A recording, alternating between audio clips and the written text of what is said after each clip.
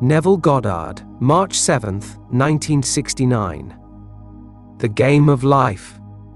The game of life, like every game, is played within the framework of certain rules, and any violation of those rules carries a penalty.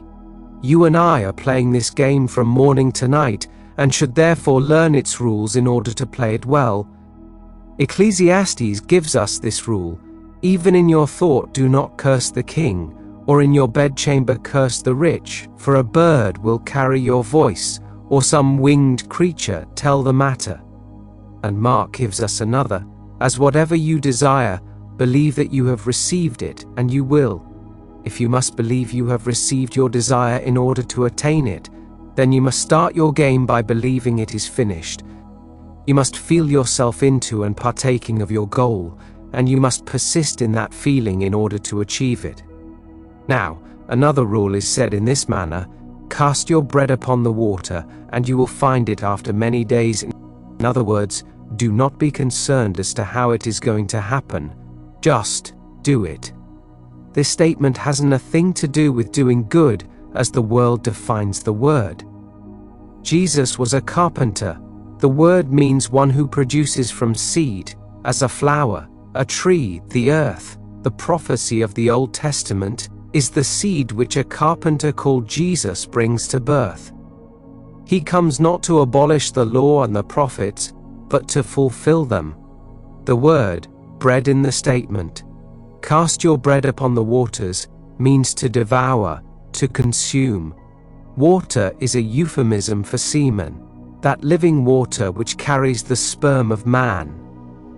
The creative act is psychological, not physical, yet the intentions are the same. You must cast your bread upon the waters with passion. You must be consumed with a desire and literally on fire with love for its possession, for an intense imaginal act will always draw unto itself its own affinity. Winston Churchill departed this world a very successful man. However, during his life he had many failures. Then one day he made this discovery, which changed his life. These are his words: the mood decides the fortunes of people, rather than the fortunes decide the mood. Let me put it this way: the game of life is won by those who compare their thoughts and feelings within to what appears on the outside. And the game is lost by those who do not recognize this law. Being consumed by anger, they see no change in their world. But if they would change their mood, their circumstances would change. Then they would recognize the law behind their world. There are those who are depressed all day long and remain that way all of their life. I remember back in New York City, when I would see certain people walking in my direction, I would want to cross the street, because I did not want to hear their depressing stories. They would spend hours telling about their wife or husband, their children or grandchildren, and each story geared to depression. Never changing their mood, their world never changed. Seeing no change, they would not recognize a law between the inner world they maintain and the outer world of response. But if you apply this law, you can predict your future. Feel a new mood rise within you. Sustain it, and soon you will meet people who embody this new state. Even inanimate objects are under the sway of these affinities. In a certain mood, I have gone to my library and removed a book I have not touched in years, and when I casually open it, I find confirmation of my mood. A table, though remaining the same, will be seen differently based upon your momentary mood, for everything reflects it. It is your mood which decides your fortune, not your fortune that decides your mood. People feeling poor attract poverty, not knowing that if they felt rich they would attract wealth. In the book of Proverbs it is said, "The spirit of man is the lamp of the Lord." Now the lamp of the Lord is the light of the world. We contain that light, and nature, the genie, is our slave, fashioning the world as our mood dictates. By nature I mean all of humanity, the animal, plant and mineral world. In fact, everything that appears on the outside is a slave of this lamp, fashioned from within, this slave will fashion your world to reflect your thoughts, and no power can stop their fulfillment. Become aware of what you are thinking, and you will recognize a law between your mood and your surrounding circumstances. Then you will predict with certainty, because you know certain events, being in harmony with your mood, must appear. Everything, whether a living being or an inanimate object such as a book, must appear to bear witness to your mood. Now, in order to play the game of life, you must know what you want to replace what you have. When you know what it is, you must assume the feeling that you have it. Although your reason and senses will deny its existence, persistence will cause your assumption to harden into fact and objectify itself upon your screen of space. Play the game this way. You may think it doesn't work, but that's because you have not tried it. You may believe the idea is stupid, but I tell you, the mood decides your fortune. Believe me, for I have proved this principle over and over again in my life. It was Winston Churchill who galvanized the Western world by putting his words into practice. In spite of the horrors and bombing in London, Mr. Churchill sustained the mood of victory, and even in the darkest days he would not waver. Knowing the mood would externalize itself around the world, he sustained the mood, while his opponents, not knowing the law, put their trust in armies and machinery of war. Mr. Churchill's wonderful statement, recorded in the New York Times, has proved itself to me. By simply catching the mood, I have changed the circumstances of my life. Now I teach others how to do it. I invite you to ask yourself how you would feel if your desire was now fulfilled. Toy with the thought. Play with it a while and the mood will come upon you. Keep that mood by playing with the senses it evokes, and watch your world change to match your new mood. Let me tell you of a lady I know who, in her middle 60s, had nothing when she put this principle into practice. Every morning as she soaked in the tub prior to going to her $75 a week job, she would say to herself, "Something wonderful is happening to me now." She kept playing upon the mood, toying with the feeling that something wonderful was happening. That very week she received her first breakthrough. For 30-odd years this lady had attended the opera, concerts and Broadway shows, with an intimate friend. Every night they dined in some fabulous restaurant, but he had told her many times he would never give her any money. But he suddenly had a change of heart, and signed over a $100,000 trust fund to her, to be spent immediately as she so desired. A short time later, she began to apply the law to a greater degree, and he again set up another $100,000 fund for her. Now, this lady, whose rent is $165 per month, can't spend the income she receives from a $200,000 fund, plus her Social Security, but she isn't satisfied and wants more. The old gentleman has a little hardening of the brain now and they have parted company, and because he refuses to see her, she curses him, though we are warned, even in your thoughts do not curse the king, or in your bedchamber do not curse the rich, for a bird of the air will carry your voice, or some winged creature tell the matter. This lady calls me every week to tell me she is overcoming the cursing. I hope so, because other things can come into her world if she continues to do so. The law has its positive as well as its negative side. I am not here to judge how you use the law, but leave you to practice it as you will. If you are in the habit of thinking negatively, you are not going to sustain the thought that you are all you want to be. You may hold it for a few seconds, and if it does not prove itself instantly, you may deny it. But in order to play the game of life, you must know the rules and apply them. And remember, as in every game, there are rules whose violation causes failure. You cannot deceive yourself, for God is not mocked. As you sow, so shall you reap. In the world you may get away with a violation that the referee did not see, but you cannot get away from the observer in you, for he and you are one. If you know what you did, then he knows, for your awareness and the Father of your world are one. You cannot deceive yourself. You cannot mock yourself. God is going to record your every violation and mold your world in harmony with your feelings. Let me now share a letter I received from a friend.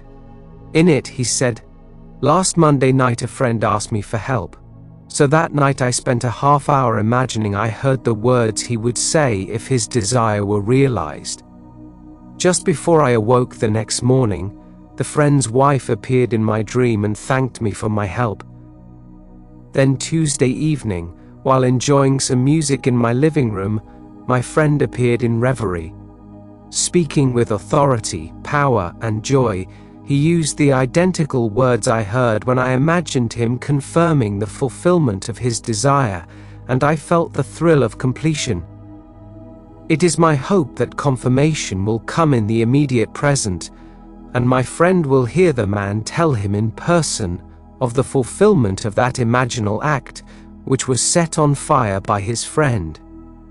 Now, in another part of his letter, my friend said, "In a dream I entered a hotel lobby, registered at the desk, and asked to be called at 7 o'clock the next morning.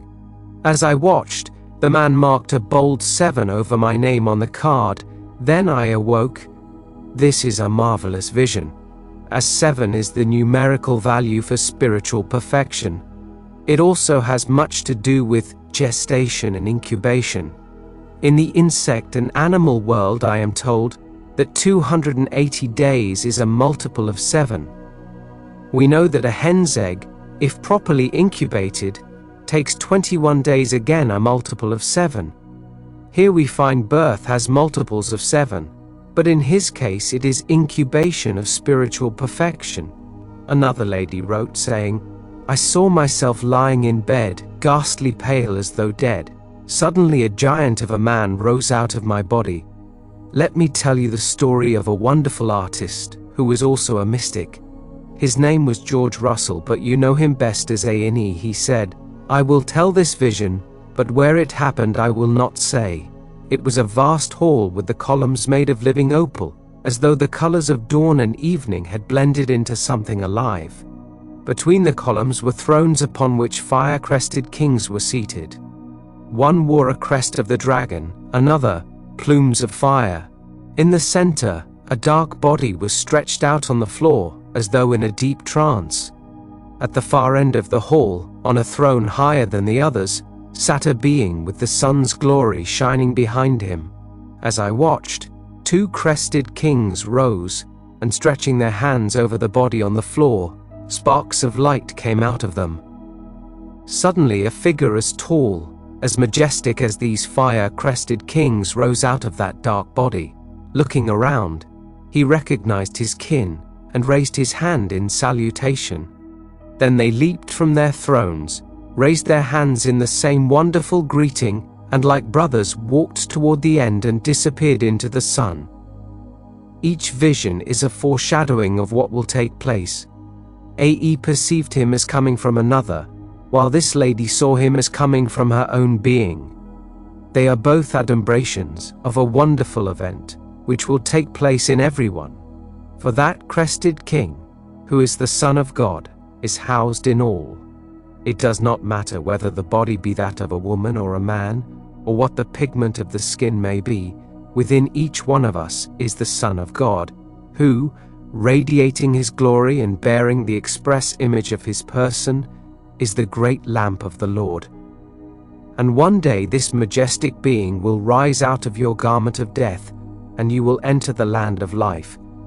But while we are here, let us learn the rules of the game of life and play it.